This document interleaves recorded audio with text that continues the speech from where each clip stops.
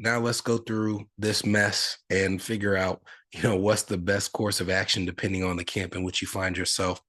And I've kind of laid out like different avatars of people who could be impacted by this work order where they're saying you can't process forgiveness, can't do IDR applications, and so on and so forth. We're going to start with people who are close to having their student loans forgiven, but are on a plan that's not the income-based repayment plan. So this could be someone who was on the SAVE plan and has been in forbearance because that plan is no longer allowed, or I should say, as it stands now, it's likely to not be allowed.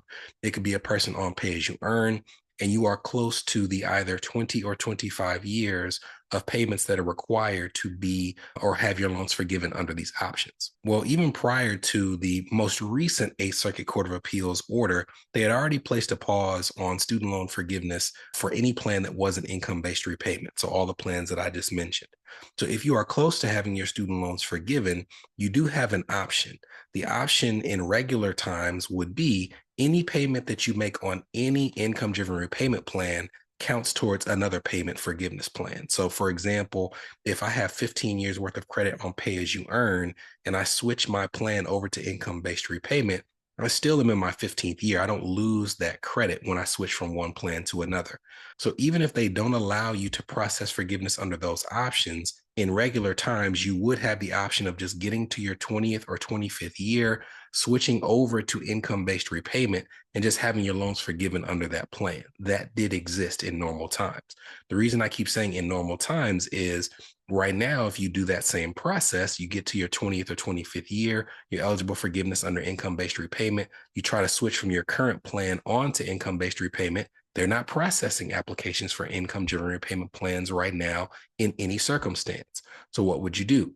Well, I would tell you if you're on a plan that's still allowing you to make payments and those payments are affordable, affordable is a relative term, to keep making them. Keep getting your progress towards the months that are going to be needed to qualify for forgiveness. And when you get to that period of time where you've reached the last month that's needed, you have the option of putting your student loans into forbearance at that time. So that's how I would go about it. If you're on a plan that's making payments, keep making them, and then put your loans in forbearance if you've reached forgiveness. If you're on the SAVE plan where you're not allowed to make payments right now, you really can't switch to an income-driven repayment plan until all of this is resolved. So unfortunately, you have to stay put. The next group are people who are close to having their student loans forgiven who are already on income-based repayment plan. This is an important group because income-based repayment is the plan that we know is almost certain to stick around. That plan requires you to make 20 years worth of payments if you have undergrad loans, 25 years worth of payments if you have grad loans. If you're on that plan and you reach the point where you are eligible for forgiveness, remember, they're not going to process that forgiveness right now because of this work order. So you could also, again, put your loans into forbearance after you have made that last payment that's required under the plan and wait for this all to shake out. Even though in forbearance, if you have interest that's unsubsidized, it will grow on your loans while it's in forbearance. If you have met the requirements for forgiveness, there's not a limit on how much can be forgiven. So that added amount that's added to your balance will be inconsequential, especially right now where forgiven loans are not treated as taxable income. And that will continue to be the case through the end of 2025 and potentially longer if that current rule is extended by Congress. The next group are people who are far from having their loans forgiven on income-driven repayment plans, and they also don't have a required date to recertify their loans around the corner, right? So it's like, hey, I'm making a payment towards these plans, and it was going to be the end of this year or early next year before I had to recertify my loans anyways. And for you, I would just tell you, if you're already making payments, to just keep making payments, right? There's nothing in this order that impacts you.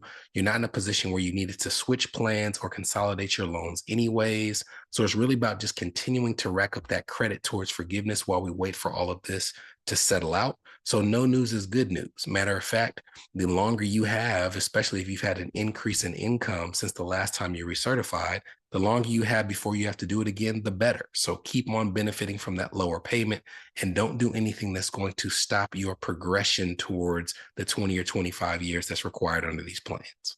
Next up, we have people who are far from income-driven repayment plan forgiveness, but their income recertification date is around the corner, potentially within that 3-month window where they're telling them not to allow the recertification.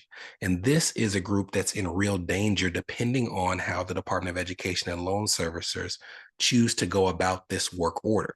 The reason they're in danger is because on the payment plans that remain, right? Pay as you earn, income contingent repayment, income based repayment, you are required to recertify your income every year. And the consequence to not recertifying your income is that they drop your payment down to what would be required under a 10-year standard payment plan.